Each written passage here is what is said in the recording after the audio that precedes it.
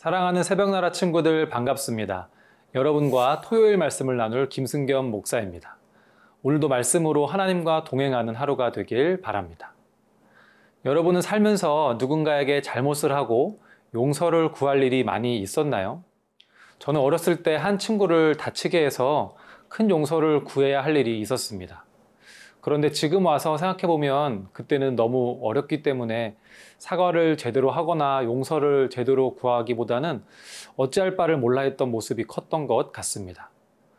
상대방이 충분히 받아들일 수 있을 만큼 용서를 구한다는 것은 쉽지 않은 일인 것 같습니다. 사람에게도 그러한데 하나님께 용서를 구한다는 것은 더욱 쉽지 않은 일처럼 느껴집니다. 오늘 말씀에는 우리가 하나님께 온전하게 용서받을 수 있는 길이 제시됩니다. 오늘 말씀의 제목은 피 없이 용서 없다입니다. 오늘의 말씀은 히브리서 9장 11절에서 22절입니다. 그러나 그리스도께서는 이미 이루어진 좋은 것들의 대제사장으로 오셨습니다. 그는 손으로 짓지 않은 곧 피조물에 속하지 않은 더 크고 더 완전한 장막으로 들어가셨습니다. 그는 염소와 송아지의 피가 아닌 자신의 피로 단번에 지성소로 들어가셔서 영원한 구속을 완성하셨습니다.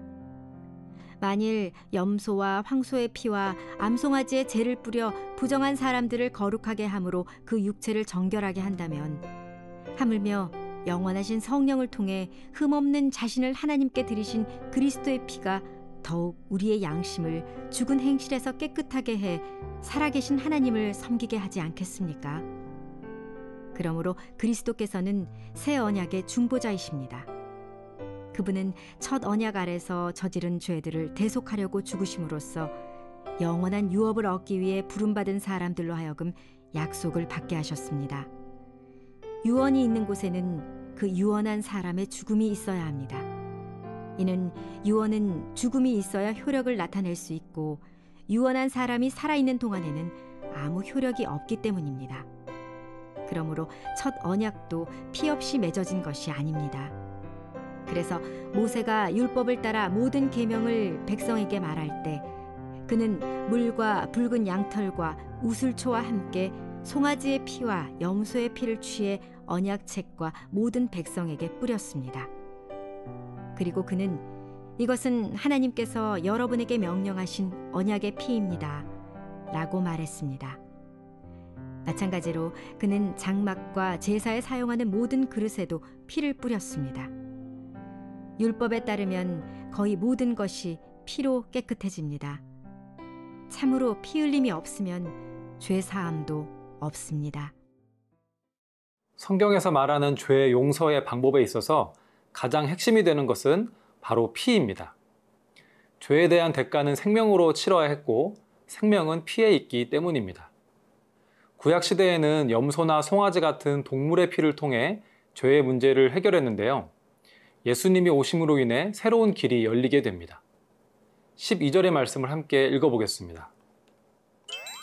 그는 염소와 송아지의 피가 아닌 자신의 피로 단번에 지성소로 들어가셔서 영원한 구속을 완성하셨습니다.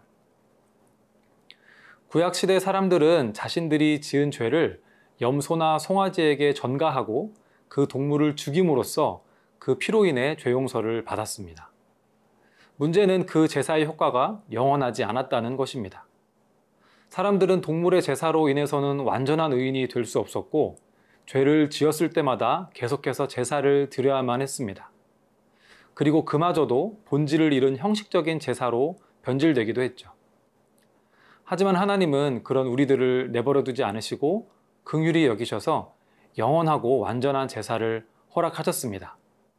흠이 없으시고 죄가 없으신 하나님의 아들이신 예수님이 자신의 피로 단번에 영원한 제사를 드리신 것입니다. 더 이상 동물의 제사는 드릴 필요가 없어진 것이죠. 예수님의 피는 우리의 양심을 깨끗하게 하고 살아계신 하나님께 담대하게 나아갈 수 있게 하는 귀한 특권을 우리에게 선물했습니다. 기독교는 우리가 하나님의 기준과 요구를 만족시켜서 복을 받는 종교가 아닙니다. 하나님께서 우리에게 율법을 주신 것은 율법을 완전히 지켜서 스스로 거룩한 자가 되라는 것이 아니라 하나님이 보시기에 늘 부족할 수밖에 없고 죄인일 수밖에 없는 우리의 본질을 깨닫게 하기 위함이었죠. 그렇기 때문에 우리는 스스로를 구원하려는 교만한 마음을 내려놓고 우리를 위해 영원한 구속을 완성하신 예수님을 날마다 의지해야 하는 것입니다. 예수님께서 이미 이루신 구속의 은혜를 감사함으로 누리며 살아가는 것이죠. 사랑하는 새벽나라 친구들, 예수님께서 우리를 위해 흘리신 귀한 피를 우리는 얼마나 의지하고 또 감사하며 살아가고 있나요? 예수님께서 영원히 이루어 놓으신 승리를 외면한 채 내 힘으로 내 삶의 승리를 성취하기 위해 고단하게 살아가고 있지는 않나요? 예수님의 귀한 피의 능력을 마음껏 누리며 살아가는 우리 새나 친구들이 되길 축복합니다.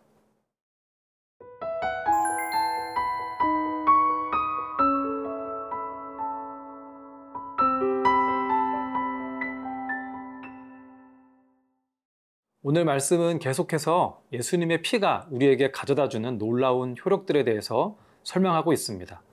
예수님의 은혜는 정말 무궁무진합니다. 15절의 말씀을 함께 읽어보겠습니다. 그러므로 그리스도께서는 새 언약의 중보자이십니다.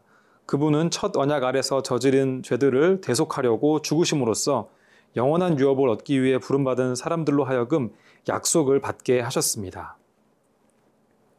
15절 말씀은 두 가지 언약에 대해서 설명하고 있습니다. 하나는 첫 언약이며 또 하나는 새 언약입니다. 하나님께서는 우리와 언약 맺기를 원하십니다. 사실 하나님께서 우리와 언약을 맺으시는 것 자체가 우리에게는 영광스럽고 감사한 일입니다. 하나님께는 우리와 언약을 맺으셔야 할 어떠한 의무도 없기 때문입니다.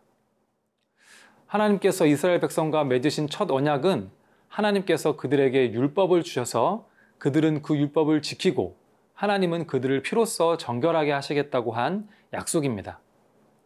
하지만 이스라엘 백성들은 첫 언약을 지키는 데에 완전히 실패하고 맙니다.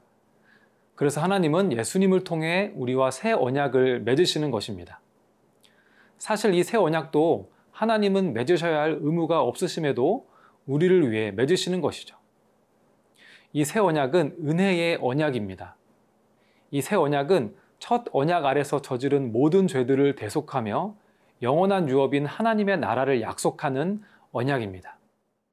또한 하나님께서는 이 언약을 통해 하나님의 율법을 우리의 생각과 마음에 새기셔서 하나님이 우리의 하나님이 되시고 우리는 하나님의 백성이 될 것이라고 약속하셨습니다. 이것은 우리가 무엇을 잘해서 얻어낸 약속이 아닙니다. 하나님께서 하나님의 자비와 영광을 드러내시기 위해 우리에게 선물로 주신 약속이죠. 사랑하는 새벽나라 친구들, 하나님께서 우리와 맺으신 새 언약은 놀라운 하늘의 축복들을 우리에게 약속합니다. 그리고 이 축복들은 이미 우리에게 주어져 있습니다. 우리 가운데 충만한 하나님의 축복과 사랑을 깨닫게 될 때에 우리는 기쁘고 감사한 마음으로 하나님께 순종하며 하나님의 영광을 드러내는 삶을 살 수 있습니다. 이와 같은 삶으로 하나님께 영광 돌리는 우리 새나 친구들이 되길 축복합니다. 사랑하는 하나님, 예수님의 피로 인해 우리에게 새로운 언약을 주심에 감사드립니다. 날마다 주님의 새 언약을 기억하고 의지함으로 영원한 유업인 하나님의 나라를 누리는 삶을 살 수 있도록 도와주세요. 예수님의 이름으로 기도드립니다. 아멘.